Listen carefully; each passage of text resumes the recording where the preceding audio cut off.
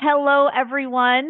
Um, so great to be here. This is your May message. This is District Governor-elect Melissa, and this message is going to the President-elects, right? So this is your May message. I decided to do a video because I have a few things that I want to talk to you about that just make much more sense by video versus putting it in an email.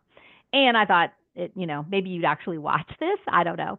All right, here we go. So District Training Assembly, if you have not registered for District Training Assembly, do so. You can go out on the district website, district6420.org, go to the events tab, and under the calendar, May 17th, click on that and register. It's really imperative that we have absolutely every president-elect we can have there because we do ratify the budget for our year. In addition to that, we are focusing on membership retention and attraction, which when I sent the survey, when I sent the feedback form back after pets, there was a resounding message that said, look, one of the things you want to focus on is membership retention and attraction. So we are building our agenda around that. Breakfast starts at 7:30, 8:30 our program starts promptly, and it'll go till 12:30. We have a jam-packed agenda. So please be there, and then be on time. Invite club officers. Actually, any club member is welcome to come. We budget for 3 club members to come. So if you've got more than that, just please let me know, but it shouldn't be a problem. But we are accepting reservations right now. Yeah, I guess. But please RSVP anyway, register so that we know how much food to buy and all of that, okay? But it's very important that you're there, and we've got a lot of training that will go on. We'll talk about Club Runner, we'll talk about My Rotary Goals, the Service Center, and again, membership retention and attraction. And then we will also be celebrating literacy awards and public image awards. So please be there. Okay, first thing. Second thing, club visits. When we were at Pets, I had not finalized how I was going to handle club visits. It is now finalized. I am going to be doing it in a 2-stage process.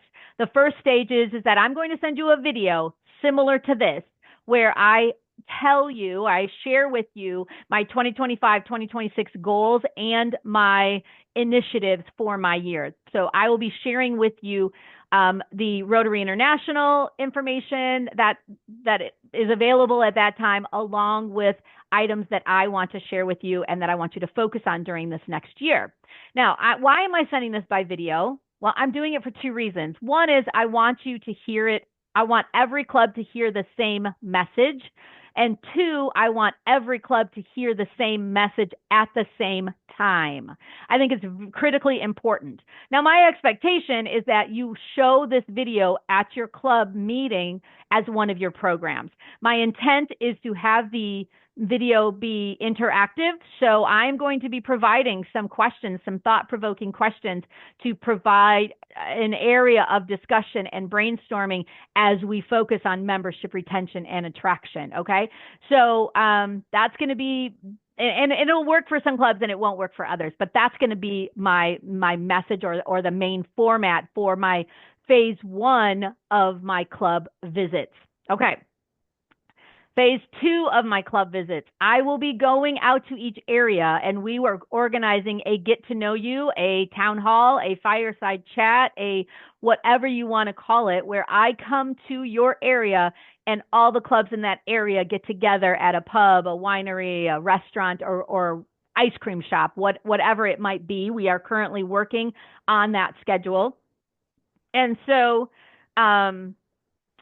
that will go from like July to, I think my schedule goes into January, if not February. But that's all going to depend on how the schedule plays out. But Sue Rector, who, thank you very much, Sue, is scheduling this and working with the clubs. And so she will be in contact with you here shortly. So I just wanted to be sure that you knew that. I think it's going to be great, and it's going to be a great way for me to share my message. But then the area the area get-togethers and get to know you is really about me listening to you and meeting you and understanding some of the challenges and successes that that you have, and learning more about who you are and who your clubs are. Okay.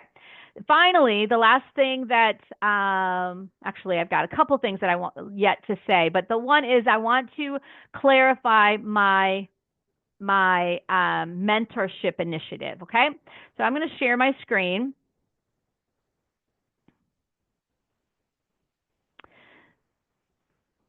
This is the screen you saw at PETS. If you joined us for PETS, this was the screen that you saw.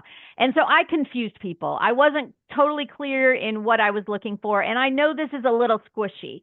It is not a donate so many books, donate so many pounds of food, donate or create a pollinator plot like my predecessors have done, which were excellent initiatives and very important, but very measurable. What I'm asking you to do is kind of squishy because it's all about leadership development. So I've pivoted a bit, and now it is called the Level Up Leadership for Life. This is a workplace readiness and career exploration initiative, and it's for boys and girls. It's for high school students, and it could be for middle school students, whatever it looks like. But for me, it looks like high school students, and it's for both boys and girls. It's building leadership confidence. It's offering real life mentorship. I don't know if that's appropriate. You may have a relationship with the school already, but it really is about pouring into our high schoolers and helping them with workplace readiness. Okay. And here's some ideas on what you can do. So take a screenshot of this. It'll be at the district training assembly. But if you need ideas to help your club brainstorm on what do our communities need, here are some, right? You could host career panels or job shadows, run mock interviews. Many high schools already do mock interviews. So volunteer to be the other person, to be the person that is doing the interviewing, right? Help them work through their confidence, their communication, their word choice, their posture, their dress, whatever it might be. Host a resume, right? Help and financial literacy night. That I think would be amazing. Public speaking, personal branding workshops, partner with the schools, the Interact clubs, the RILA alumni, all of those types of things. Pair students with Rotarian mentors for monthly check-ins, if that's appropriate. These are just some ideas that hopefully will help spark some ideas on how your club can participate. The bottom line is this. The bottom line is that it's all about pouring into our youth and developing leaders at all levels. And that includes our young people and helping them get ready for the workplace, get ready for college, get ready for whatever is next in their life. And at the same time, introducing them to Rotary. Right? Maybe they'll get involved in Interact. Maybe they want to start Interact. Maybe they want to get involved in a community-based Rotaract club, whatever it might look like. But it's really important for us to spend time with them. And so that's my initiative. And that is my ask for you and your clubs to pour into your high school students. If you don't know where to start, like maybe this is not something that your club has done before, then start with the school counselors. Start with, look at the school clubs that are at your high school. Talk to the principal. Ask them, what is it that you need, that your students need, that we can help with? Whatever that gift that you have, whether it's finance, engineering, business,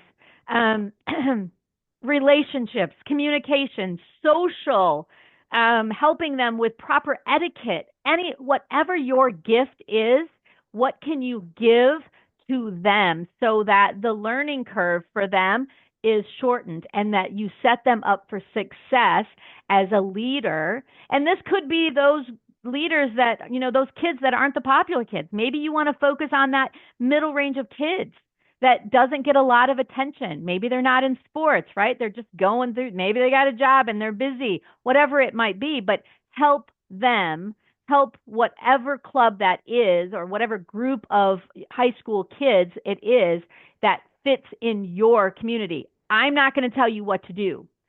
The community needs, you have to figure out what that community need is and then how your Rotary Club can meet that need. Okay? And I'll be reaching out, I'll be chatting, I'll be talking to everybody, especially at our area get-togethers, on how is that coming? What challenges are you having? What successes have you had? And then we will be sharing those successes throughout the district. Okay. So just one last commercial. I'm missing a couple committee chairs on my organization. So I'm missing public image committee chair. If you know of somebody or if you are interested in getting more active in Rotary at a district level, which I'm telling you, once you get into the district level, it isn't that much work. It's as much work as you want it to be, but it's a game changer when it comes to Rotary. You just learn so much more and it just opens your world, and it is very satisfying, quite frankly. And that's how I just became this crazy Rotarian woman, right? But I need a public image chair. If you're interested, again, you have a committee, so it isn't as much work, but I do need somebody focusing on it, especially as we are on our membership drives. 2 is I need a membership chair. So if you're interested in being on the committee or interested in being a chair of that committee, if you have membership retention, attraction, and leadership abilities, please reach out to me. And finally, I need assistant governors for area 5, 6, and 9. Okay, so area 5 and 6 are down in the Princeton area, Oregon, that type of area. And if you're down there, and I say down because I'm up at the top of the state, but if you're in that area, please reach out to me. Area 9 is out west, so that's going to be